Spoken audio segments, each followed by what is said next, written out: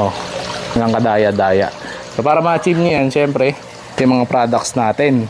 Mabibili nyo lang dyan sa Shopee link sa baba. So Nitriboost and Sludge Out. Ay natin to. Hydroclear water conditioner. So ito guys, ano to?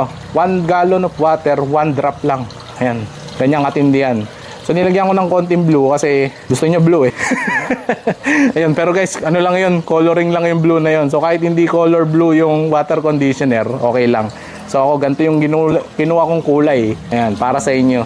So ito, dechlorinator at saka pang remove ng heavy metals. And then yun lang talaga yung target kong gawin ito. Kaya ayan, yun yung makukuha nyo. Okay. Yung aloe vera kasi guys, hindi ko siya nilagyan kasi mabubulok ang tunay na aloe vera kapag nilagay nyo sa water conditioner. So nakakapagtaka yung iba na nag-endorse ng aloe vera sa mga water conditioner. Pero ayun, mahirap yun. Hindi siya food grade. Ayan. So ako hindi ako makakita ng aloe vera na food grade. Kaya hindi ko na nilagyan to. Okay lang yan.